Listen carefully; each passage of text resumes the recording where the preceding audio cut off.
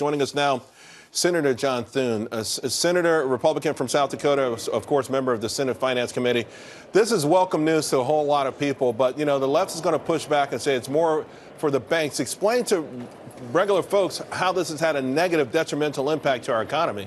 Right. Well, what they did with Dodd-Frank is, as you know, Charles, is it was this sort of massive amount of regulation, and it was an overreach. And so what they did is they penalized a lot of small community banks, credit unions, the kind of people I represent in South Dakota, whose businesses now are in jeopardy because they were trying to get at the systemically risky, too big to fail banks. And so this was an example of, again, using a shotgun when a rifle would have worked. But unfortunately, it has had some very adverse impacts on the economy, particularly in rural areas of the country where we have a lot of smaller institutions. And so all this does is simply provide some balance and lessens that heavy hand of regulation and all the compliance costs that come with it that have been so adversely impacting a lot of these smaller regional and community banks across the country. You know, I read where the cost has been upwards to $39 billion in compliance costs alone. The big banks could afford it, to your point, the small ones can't. But what do you say to people who are afraid and say that 2007, 2008, the financial crisis taught us that banks are unable to regulate themselves? Well, I think what we found from our experience with Dodd-Frank so far is it's made the big banks bigger and the small banks smaller. I mean, you want to create more competition.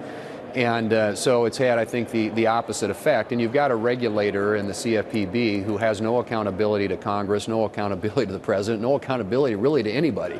There's no oversight board or anything. And so when this was done, it was done in a way that gave that one individual a tremendous amount of power, which, if exercised inappropriately, could create enormous costs for a lot of folks. And I think I would hopefully unintended costs. But it's time to bring it back into balance, and the legislation on the floor of the Senate this week does just that, which is why it has broad bipartisan support. There are a lot of Democrats who are for this. The folks on the far left, the Elizabeth Warrens of the world, are never going to be satisfied because they want more government, more regulation.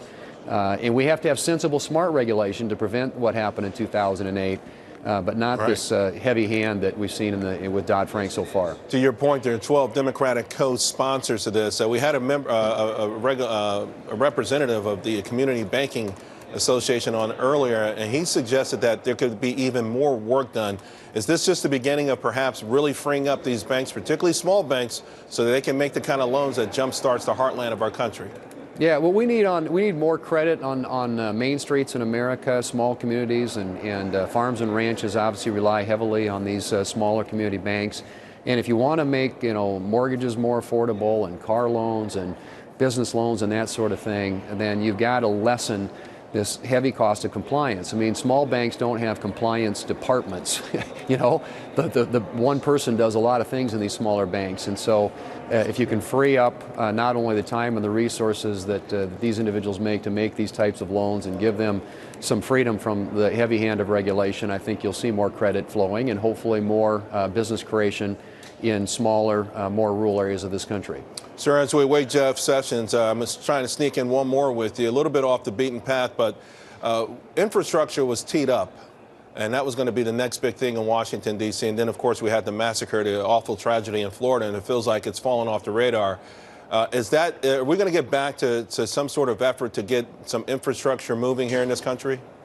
I think we will, Charles. We have testifying in front of our, I chair the committee called the Commerce, Science, and Transportation Committee, which will have part of the, if there's an infrastructure bill, it'll be partly under our committee's jurisdiction. And we have next week Wilbur Ross and Elaine Chao, Secretaries of Commerce and Transportation, testifying in front of the committee.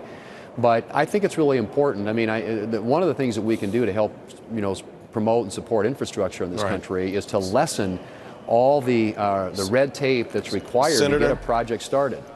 Jeff Sessions has just gone up to the podium. We really appreciate. Well, you don't have to go just yet, but I'm just giving you a heads up. He's going to thank a few people, but I wanted to say we thank you for everything. And before we let you go, right? Did we let him go? Before we let you go, we had another report on jobs this morning, 235,000. What do you make of this amazing comeback in our economy overall?